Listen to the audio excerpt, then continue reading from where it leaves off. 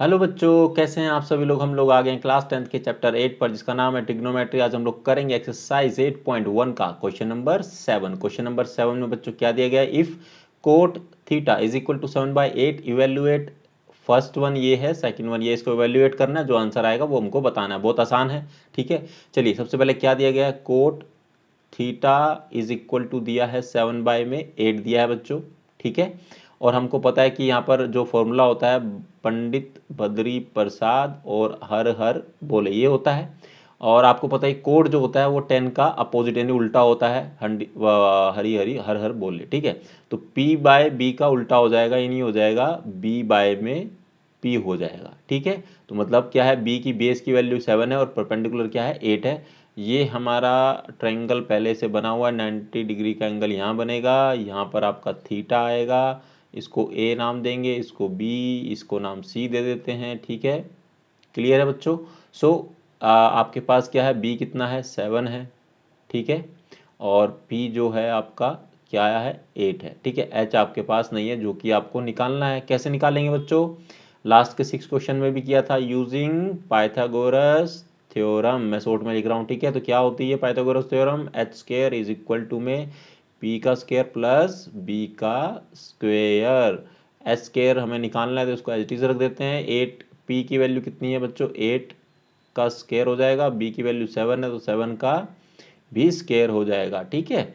So H square is equal to में 8 का square कितना होता है 64, 7 का कितना होता है 49, ठीक है। तो ये कितना आ जाएगा, H square is equal to में, इसको ऐड कर दीजिए 6 और 4, ये होगा 60 40 100 हो जाएगा। और ये कितना का 4 और 9 13 होता है, तो ये कितना का 13 हो गया है। तो एच इज इक्वल टू में आ जाएगा, sorry H square H D रखेंगे, ठीक है। और ये आ जाएगा 113, ठीक है। स्क्वायर हटाने के लिए क्या करेंगे, अंडर रूट लगाएंगे। हम लोग ऊपर भी लगा सकते थे, मैंने एक्स्ट्रा लिख दिया, कोई बात नहीं, ठीक है। तो ये कट जाएगा, तो आपके पास देखिए 113 कोई रूट नहीं बनते हैं, तो इसको एच डी रख देते हैं, ठीक है।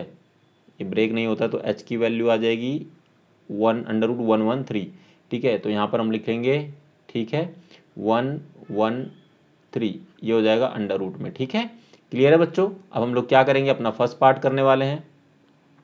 फर्स्ट पार्ट को देखो क्या कर सकते हैं कि आप क्या कर सकते हैं, डायरेक्ट भी वैल्यू पुटअप कर सकते हैं, फिर मल्टीप्लिकेशन करेंगे तो बहुत लंबा प्रोसेस होगा। बट अगर आपको याद होगा तो a प्लस बी और a माइनस बी को हम क्या लिख सकते हैं, ए स्क्वायर माइनस बी स्क्वायर। देखो ये चीज़ें आपको पता होनी चाहिए, बेसिक फंडामेंटल्स है, आपको याद होना चाहिए, so that you can make it easier, ठीक है। सो यहाँ से क्या होगा, ए मतलब ये हो गया, बी मतलब ये हो गया, ठीक है। तो 1 का स्क्वायर माइनस में साइन का स्क्वायर और क्या हो जाएगा थीटा आ जाएगा। और नीचे सिमिलरली 1 का स्क्वायर माइनस कोस का स्क्वायर और थीटा, ठीक है। फर्दर पार्ट सोल्व करेंगे इसको, तो 1 का स्क्वायर तो 1 ही आ जाएगा। साइन स्क्वायर, साइन की जो क्या होता है पी बाय एच होता है, तो पी बाय एच मतलब 8 और अपोन में क्या आ जाएगा 113 और इसका अंडर रूट और इस पूरे का स्क्वायर, ठीक है। सिमिलरली नीचे आ जाएगा 1 माइनस, यह कोस है तो कोस का क्या होता है बी बाय एच होता है।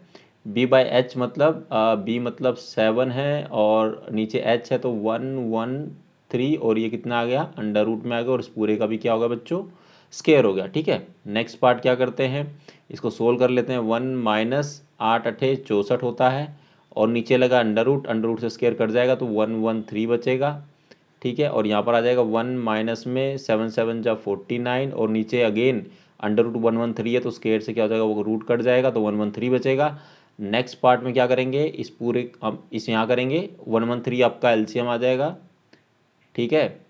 मतलब इसको आ जाएगा नीचे आ जाएगा, ये आ गया और ये हो गया, मल्टीप्लाई कर ले 113 को मल्टीप्लाई करोगे तो ये आ जाएगा आपका कितना आएगा, ये आएगा 113 माइनस में 64 और नीचे कितना आएगा। सिमिलरली हम लोग क्या करेंगे, नीचे यहाँ पर भी 113 आएगा और ये आ जाएगा 1 माइनस में 49, ठीक है। यहाँ पर भी 113 है, यहाँ पर भी 113 है, तो ये क्या होगा बच्चों, ये आपस में कट जाएगा, ठीक है। यहाँ पर कितना आएगा, यहाँ पर 113 आने वाला है, ठीक है।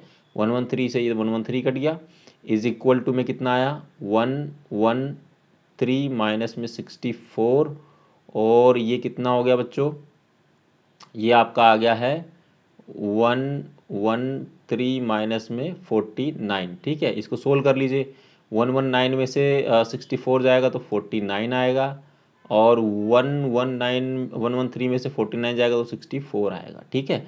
चलिए अब हम लोग क्या करते हैं बच्चों, सेकंड पार्ट हमें सोल्व करना है। फर्स्ट पार्ट का आंसर तो आ गया, सेकंड पार्ट में क्या दिया गया, कोट स्क्वायर थीटा। इसका मतलब है कि टेन थीटा होता है पी बाय बी, और कोट क्या होगा, उसका उल्टा हो जाएगा, नहीं पी बाय में पी का इस पूरे का स्क्वायर हो जाएगा, ठीक है। मतलब क्या हुआ, यहाँ पर b की वैल्यू कितनी है, 7 है, और p की वैल्यू कितनी है, 8 है। इस पूरे का हो गया स्क्वायर।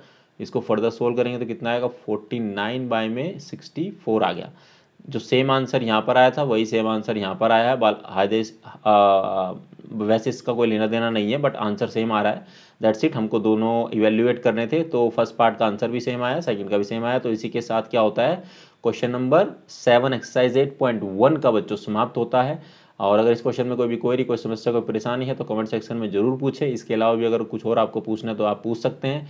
क्वेश्चन बड़ा आसान था, ठीक है। बस आपको क्या बेसिक फंडामेंटल पता होना चाहिए, आपको क्या करना है, कैसे सोल्व करना है। रूल्स रेगुलेशन आपको पहले से पता है, फॉर्मूलेज पता है, जो कि आपको इंट्रोडक्शन पार्ट में बताया भी गया था, ठीक है।